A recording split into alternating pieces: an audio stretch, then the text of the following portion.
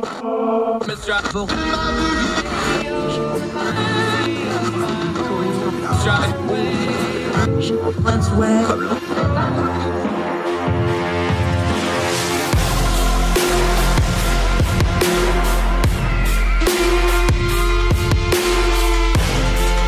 your host, Andrew Donaldson.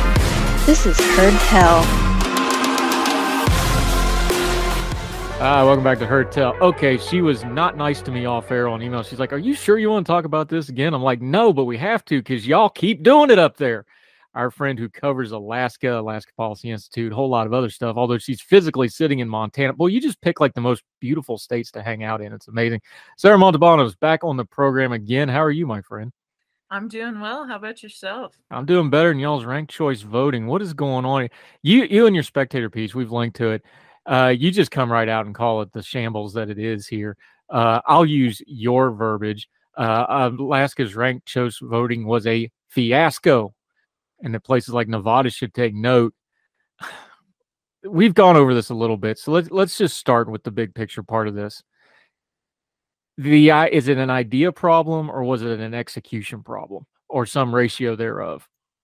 This is definitely a structural problem with ranked choice voting. Fair Vote and progressive cheerleaders, like those organizations, they say that it mitigates vote splitting, minimizes strategic voting, and even reduces political polarization. But the truth is that all of these things are baked into the process, and I think it makes it a lot worse than a single vote system. Now, part of the problem here was you had, of course, the long-term congressman died in the middle of this. So you have back-to-back elections for the same seat, which really confused everybody on a lot of levels. You've also talked about just physically here. The way the ballot was laid out was kind of a mess. The fact that you're voting on, to fill the seat and then you're turning around and voting for the longer term, basically at the same time with a couple weeks difference. Just the mechanics of this thing got really messed up. And I know people want to talk about the political theory and ranked choice voting and the pros and cons of it. Just the basics of filling out the ballot and getting it in people's hands to vote. That's the simple part of this that really seemed to fail and break down before you get to any of the theory, right? Absolutely. Yeah, it was extremely confusing, I think, for a lot of people. And what's worse is that on August 16th, the general election for the special race for House was on the backside of the ballot, which had all the primary elections, which were choose one for November that were coming up on here. So this whole special election situation was a really odd first test of ranked choice voting in Alaska. And that was complicated by Al Gross, the nonpartisan candidate who got the third most votes in the primary. He dropped out. And so there were only 3 candidates on the special election ballot rather than 4.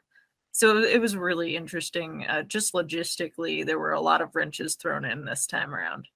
Yeah. Now, on the political side of this, of course, the big name was Sarah Palin trying to do a comeback. Al Gross is known from the last cycle. We'll set him aside for the minute. Mary Peltola is the one who came out of this thing. She came out even stronger in the second part of the voting. So she seems pretty secure now. Democrat. Now, Alaska's always been a little, let's just be fair, y'all a little weird politically for good reason. It's just different up there. Mm-hmm. What does people want to draw this out and make? Is there really a lesson to learn here, or is this something that's going to be unique to not just Alaska being a little bit different, but also the chaos of this election on top of it? How strong of a candidate is she really? Is she going to have staying power when they kind of figure this out and we have a more quote unquote normal election, whatever that means here in 2 years when she comes up again? Yeah, so she's actually on the ballot this November, and we're basically rerunning the same House race with the 4th candidate being Libertarian Chris Bai. So we're looking again at Palin, Begich, Peltola, and Bai. And, the early polling says Peltola's, getting, 45% or so of first choice votes. And then, that Chris Bai, he might be knocked out first. His votes will get split probably mostly to Peltola, and that almost gets her to where she needs to be for a majority. So I think, she really wasn't well known in Alaska before she was, put up on this election, this early special election ballot. And I think people really rallied behind her, especially because Gross dropped out and he endorsed her. And he's not running again in November. So that's a big part of it. I think she'll be able to perhaps keep her seat, which is going to be odd to have a Democratic representative from Alaska. But we've always been a little independent minded. Speaking of independent minded, you got a quasi independent senator who ducked into this race in the last few days. Lisa Murkowski, who's always been a little bit of an odd duck politically. Of course, again, it's Alaska. It's just different. Of course, we know she's had her fights. She's very much a centrist in whatever way you want to define that word. She basically came out and endorsed Patola, and they seem to be working they have at least some kind of a public communication relationship, whether it's for their own good or their own political purposes or whatever. This is a real thing. They have talked. They came out publicly. What does that do to this race, and what does that do going forward for both of them? Because, Lisa Murkowski is, of course, the name out of Alaska politics now with Don Young died. What do you make of that? That's an interesting question. I think Murkowski has always known that under ranked choice voting, she's going to do very well. I wrote an article for the Spectator World, basically outlining how she doesn't really need the Alaska Republican Party to like her or endorse her in any sense in order to possibly win this election. And early polling says she's doing very well. Democrats that are supporting Peltola anyway are likely to give a first or second choice vote to Murkowski because they know that she's a very crucial swing vote in the Senate there. And, I think Peltola is getting a lot of cred for bipartisanship from this too, that, Republicans looking at their representatives might say, gosh, I really don't like Sarah Palin. I don't really know about Nick Begich, but, Peltola's gotten this endorsement. Maybe she'll be able to work across the aisle. And so that's, I think, the idea behind that strategy.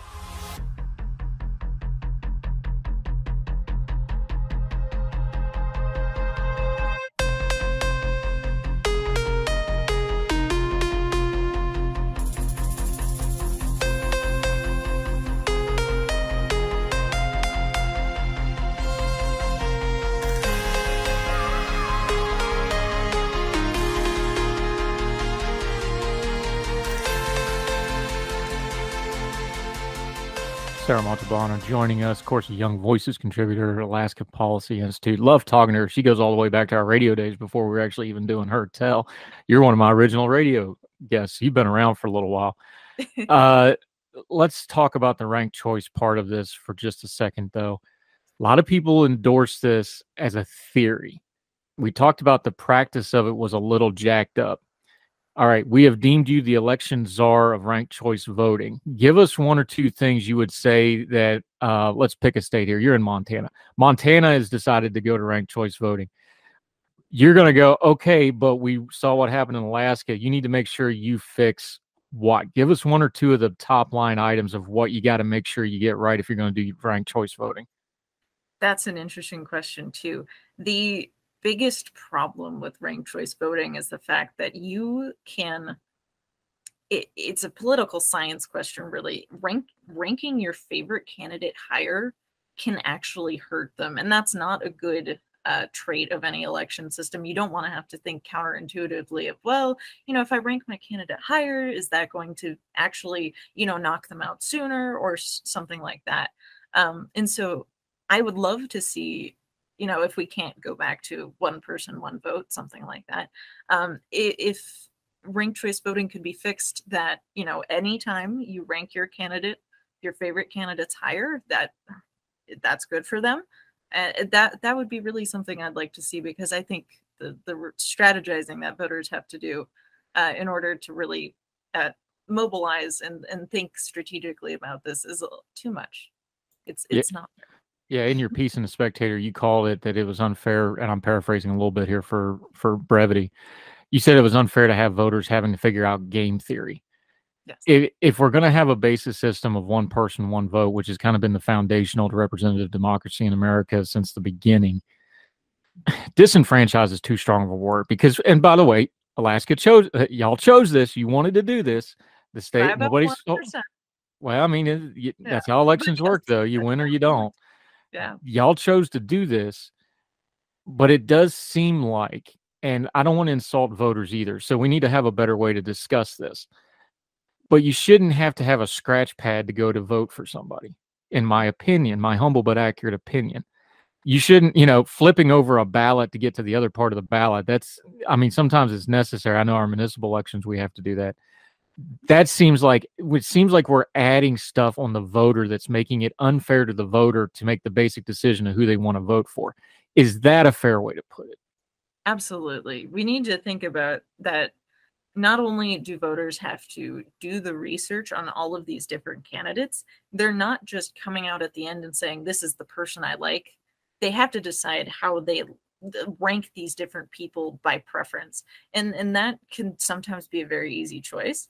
But that's not necessarily. And then you have to think about what's going on the rest of the ballot. I mean, you're looking at judicial seats, yes or no, a bunch of those. You're looking at ballot initiatives. You're looking at several different races, 4 candidates each. It just really starts to multiply the amount of research that voters have to do. And sometimes that's not easily available to them. You just get what is sent out in your ballot book. This is what your candidate wants you to know.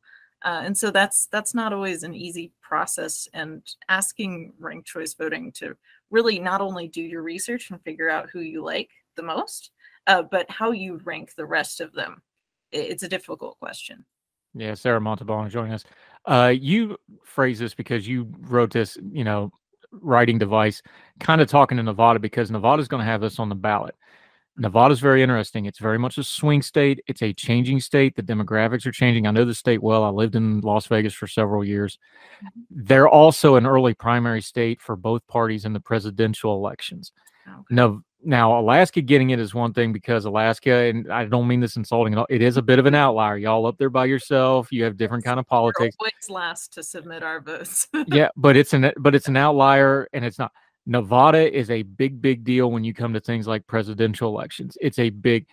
I'm worried you're going to wind up, if they do this and they don't do it correctly, and Nevada's got some real challenges, I'll say, because, it is Vegas and then it's the rest of the state, and Reno to a little bit lesser extent. There's a lot of rural. The federal government owns like 80-90% of the state of Nevada. It's a strange state politically, but I'm really worried if they do a ranked choice system voting and then you go into a presidential year, we're going to get into a mess like we had in Iowa in 2020.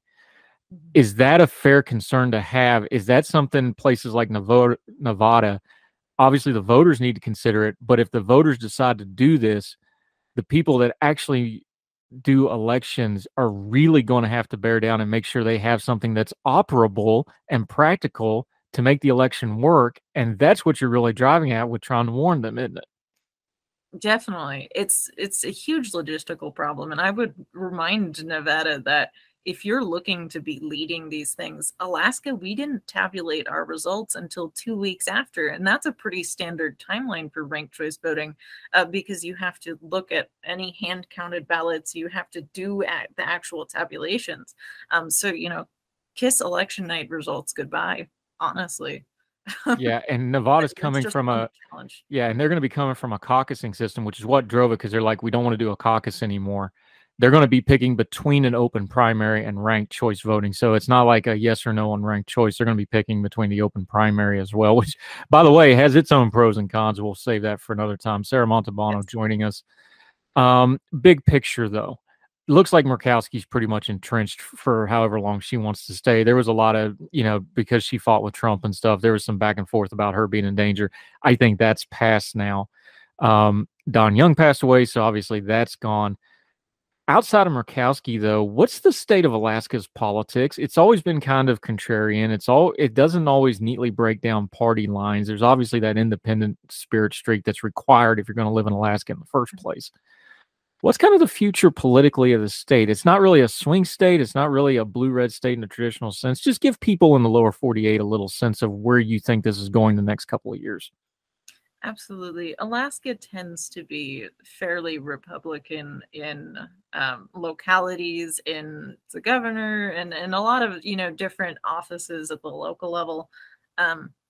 What we mostly see is that Anchorage drags along the rest of the state with blue policies and politicians and stuff like that. And so it's not the MAGA type republicanism, because Alaska depends so much on natural resources and getting these federal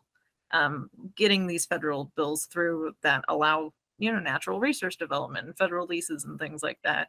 And so, you know, any politician that wants to survive in DC needs to kind of do what Don Young did, and, you know, bring home pork barrel projects that are necessary for Alaska. And so I don't think that's going to change. I think Murkowski, Peltola, whoever is eventually in these seats is going to have to do a lot of that.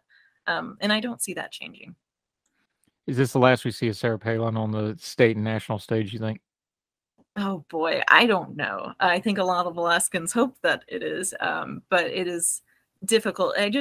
I'm not seeing the hard campaigning that she did for the special election. I'm not seeing so much of that in the lead up to November 8th coming up. But, you know, it's very possible that she'll disappear for 10 years. It's very possible that she will consider running for another office in 2024 or 2026. Yes. Yeah. Have to wait and see. One thing we know, we will continue to have Sarah Montalbano on the program. We love talking to her. Give folks a chance to follow you, what you've got going on, some of your writing you got going on, your Young Voices work, your policy work, till they see you again on Heard Tell. Let them know how to keep up with you. Absolutely. You should find me at www.alaskapolicyforum.org. You'll find my writings about education. I'm actually an education policy analyst, not elections. You can also find me on my Young Voices talent page, where I'm the Northwest regional leader for Young Voices. Yeah, because there's nothing going on in education right now. We actually, we're going to have you back on to talk a little education, because some of the new numbers that are coming out are just startling. But it's election season, so you got to get the election out of the way. So you're doing good work, doing double duty, my friend. Sarah Montalbano, always enjoyed talking. Thank you for the time today. It's a delight. Thank you. Yes, ma'am.